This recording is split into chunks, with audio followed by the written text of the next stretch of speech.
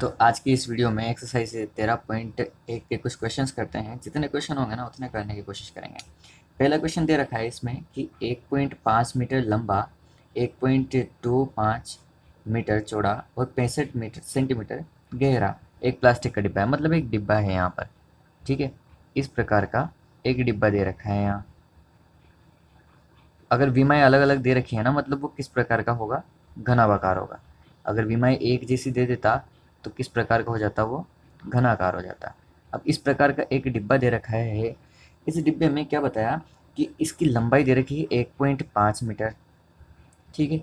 इसकी चौड़ाई दे रखी है, ये लंबाई तो दे रखी है 1.5 मीटर, इसकी चौड़ाई दे रखी है 1.25 मीटर और इसकी गहराई, गहराई का मतलब ऊंचाई दे रखी है। क्या दे रखी है, गहराई का मतलब ऊंचाई भी दे रखी है इसकी कितनी, 65 सेंटीमीटर। 65 सेंटीमीटर। लेकिन अब 65 सेंटीमीटर को चेंज करेंगे किस में, मीटर में, तो ये हो जाएगा 0.6 मीटर हो जाएगा, ठीक है। ये तो हो गया चेंज। अब क्वेश्चन को समझने की कोशिश करते हैं कि इसमें एक प्रकार का डिब्बा बताया गया है और इसे ऊपर से खुला रखना है। ऊपर से खुला रखने का मतलब ये डिब्बा चारों तरफ से तो पैक है, ये जो क्षेत्रफल है ना इसका, ये तो चारों तरफ से पैक है, लेकिन इसका जो ऊपर का हिस्सा है ना, ऊपर से खुला हुआ है ये। मतलब ये वाला हिस्सा क्या है, इसका खुला हुआ है, ऊपर से क्या है, ये खुला हुआ है। तो इसका प्लास्टिक शीट की मोटाई को नगण्य मानते हुए, मतलब ये ज़्यादा मोटा नहीं है ऐसा मानते हुए, पहला क्वेश्चन पूछा है कि डिब्बा बनाने के लिए आवश्यक प्लास्टिक शीट का क्षेत्रफल क्या होगा। क्षेत्रफल पूछा है ना, तो अब यहाँ पर ध्यान देना, ये जो पूरा घनाभाकार क्षेत्रफल है ना, पहले इसका क्षेत्रफल निकाल लेंगे। अगर उसमें से कहा कि ऊपर का क्षेत्रफल जो है वो ऊपर से खुला हुआ है, तो अगर पूरे क्षेत्रफल में से ऊपर का क्षेत्रफल माइनस कर देंगे तो ये जो बचेगा इसका क्षेत्रफल आ जाएगा ना, क्योंकि ऊपर से खुला हुआ है।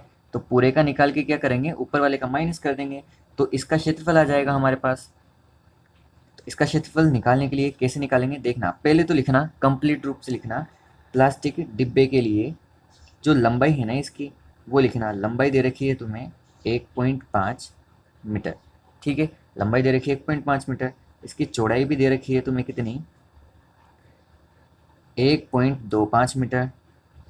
और ऊंचाई या गहराई जो बोला गया है, गहराई ये दे रखी है इसकी कितनी, 65 सेंटीमीटर। 65 सेंटीमीटर बराबर किसके होता है, 0.65 मीटर के, ठीक है। 0.65 मीटर में ये चेंज हो जाएगा। अब यहाँ पर पहला क्वेश्चन पूछा है कि डिब्बा ऊपर से खुला है तो शीट का क्षेत्रफल निकालना है। तो अतः डिब्बा, मतलब डिब्बा ऊपर से खुला है, अतः शीट का क्षेत्रफल ऊपर से खुला है ना, तो वो डायरेक्ट क्षेत्रफल निकाल लेंगे यहाँ से। कैसे निकालेंगे, इसका जो फॉर्मूला है ना, अगर पूरा डिब्बा होता तो उसका फॉर्मूला क्या होता, 2LB plus BH plus HL, ये होता ना। अगर पूरे डिब्बे का निकालते इस डिब्बे का, तो घनाभाकार डिब्बा है, तो घनाभ का पृष्ठीय क्षेत्रफल क्या होता है, 2LB plus BH plus HL, ये होता है। लेकिन इसमें से हमें ऊपर वाला नहीं निकालना ना, तो ऊपर वाले को क्या कर देंगे, माइनस कर देंगे। और ऊपर वाले में क्या है, एक लंबाई है और एक क्या है, चौड़ाई। तो इसको माइनस कर देंगे, LB को माइनस कर देंगे, ठीक है। तो ये पूरा क्षेत्रफल निकल जाएगा किसका, जो ऊपर से खुला हुआ डिब्बा है। कैसे लिखेंगे, 2 की जगह 2, L की जगह लेंथ दे रखी है तुम्हें 1.5, तो 1.5 मल्टीप्लाई बाय 1.25, इस तरफ वैल्यू रख देनी है बस सारी की सारी। तो ये वैल्यू रख दी यहाँ पर फॉर्मूले में। लंबाई की ये दे रखी 1.5, जो लंबाई की जगह रख दी, चौड़ाई की जगह चौड़ाई की, और ऊंचाई की जगह ऊंचाई की वैल्यू, बस वैल्यू रखी है यहाँ पर, ठीक है। इसको सोल्व करते हैं। सोल्व कैसे करेंगे, 1.5 को 2.5 से मल्टीप्लाई करेंगे तो ये आएगा तुम्हारा 1.875, फिर प्लस इन दोनों को मल्टीप्लाई करोगे तो आएगा 0.8125, और फिर लास्ट में इन दोनों को मल्टीप्लाई करोगे तो आएगा 0.975, ठीक है। और इन दोनों का मल्टीप्लाई तो यहाँ पर आ चुका है 1.875। इतना सोल्व होने के बाद दूसरी स्टेप में क्या करना है, इन तीनों को प्लस करना। इन तीनों को प्लस करने के बाद क्या आएगा, 3.6625 आ जाएगा तुम्हारा, और माइनस 1.875 इधर जैसा का जैसा ही चलता जा रहा है। आगे देखना, आगे क्या करना है, इन दोनों को मल्टीप्लाई करना है अब अगली स्टेप में। तो इन दोनों को मल्टीप्लाई करोगे तो आएगा 7.825 और माइनस 1.875, और जब इन दोनों को लास्ट में माइनस करोगे तो ये आएगा तुम्हारा निकल कर 5.45 मीटर स्क्वायर। क्षेत्रफल है ना, तो मीटर स्क्वायर में लिखना है। तो ये तो इस डिब्बे का क्षेत्रफल आ गया जो ऊपर से खुला हुआ है, ये निकाल लिया पूरा हमने, कि पहले जो पूरे डिब्बे का निकाल लिया, ये पूरे डिब्बे का क्षेत्रफल था यहाँ से यहाँ तक, इसमें से कौन सा वाला हिस्सा माइनस कर दिया, जो ऊपर वाला हिस्सा है, तो बाकी का क्षेत्रफल निकल जाएगा। अब दूसरे क्वेश्चन में क्या पूछा है वो भी देखना। जो दूसरे क्वेश्चन में पूछा है ना कि शीट की कीमत दे रखी है तुम्हें, इस शीट का मूल्य दे रखा है, यदि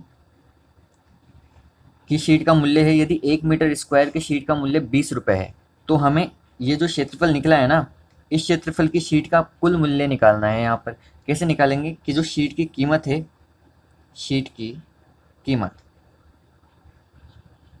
कितनी हो जाएगी, शीट की कीमत, जो टोटल क्षेत्रफल आया ना, हमारा टोटल क्षेत्रफल आया है 4.5, इसको मल्टीप्लाई कर देंगे किससे, 20 रुपये से, क्योंकि 1 मीटर स्क्वायर का क्षेत्रफल दे रखा है ना 20 रुपये, तो 5.45 मीटर स्क्वायर का क्षेत्रफल कितना होगा, वो मल्टीप्लाई करने पर आ जाएगा तुम्हारा, और यहाँ से आंसर आ जाएगा 109 रुपये। तो इस प्रकार ये क्वेश्चन बिल्कुल ही आसानी से हो जाएगा। एक बार फिर से समझ लेना इस क्वेश्चन को कैसे होगा।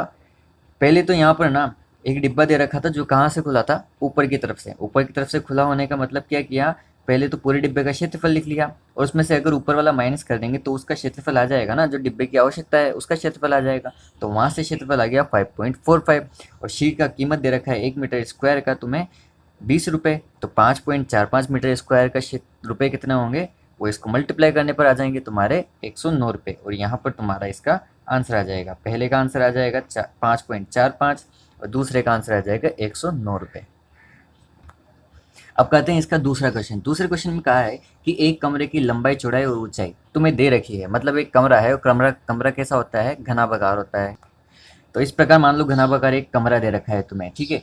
इसकी लंबाई, चौड़ाई और ऊंचाई दे रखी है, और 7.50 रुपये प्रति मीटर स्क्वायर की दर से इस कमरे की दीवारों और छत पर सफेदी करवाने का व्यय याद कीजिए। तो ये भी बिल्कुल उसी की तरह का क्वेश्चन है। मतलब इस कमरे पर ना चारों दीवारों पर तो पेंट करवाना है, और छत पर पेंट भी करवाना है। मतलब कहाँ पेंट नहीं होगा, इस नीचे वाले फर्श पर पेंट नहीं करवाना तुम्हें। ये जो नीचे वाला फर्श है ना, इस फर्श को छोड़ना है बिल्कुल ऐसा का ऐसा ही, ठीक है। अगर ये वाला फर्श छोड़ देंगे तो जैसा पहले क्वेश्चन में किया ना, कि टोटल निकाल कर अगर एक वाला माइनस कर देंगे ना, तो शेष पर जो सफेदी करवा रहे हैं वो क्षेत्रफल आ जाएगा हमारा निकल कर। तो बिल्कुल उसी तरीके से, उसी पैटर्न से ये वाला क्षेत्रफल भी निकाल लेंगे। देखना कैसे लिखेंगे। पहला दे रखा है तुम्हें कमरे के लिए, किसके लिए लिख रहे हो, कमरे के लिए, तो लिखना कमरे के लिए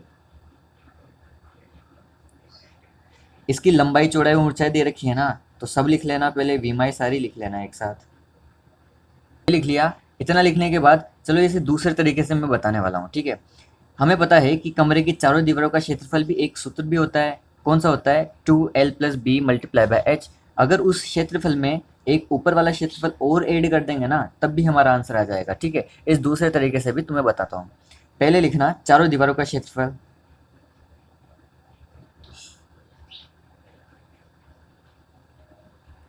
और कमरे की चारों दीवारों का क्षेत्रफल क्या होता है, इसका सूत्र होता है 2l+b और मल्टीप्लाई बाय h। ये इसका फॉर्मूला होता है, ठीक है। और यहाँ पर वैल्यू रख देंगे, 2 की जगह 2, और l की जगह 5, और b की जगह 4, और मल्टीप्लाई बाय 3।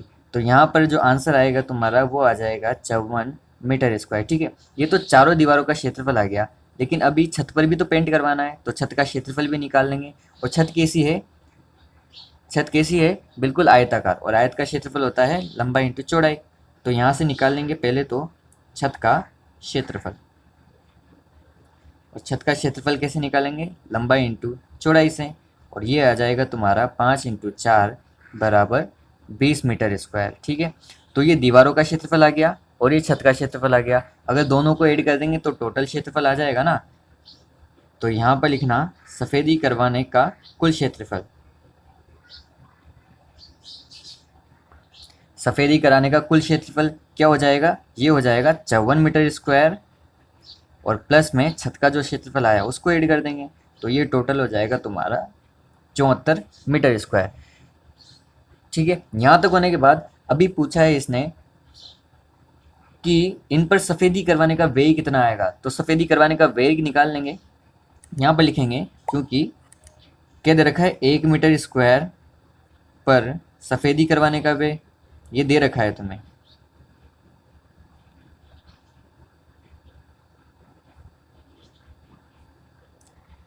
तो 1 मीटर स्क्वायर पर सफ़ेदी करवाने का व्यय कितना दे रखा है, 7.50 रुपये।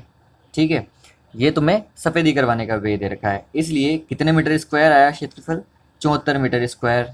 74 मीटर स्क्वायर पर सफ़ेदी करवाने का व्यय कितना आ जाएगा, ये आ जाएगा 7.50 डिवाइड बाय 1 और मल्टीप्लाई बाय 74। जब इसको सोल्व करोगे तो तुम्हारा आ जाएगा 555 रुपये और यहाँ पर तुम्हारा ये आंसर आ जाएगा।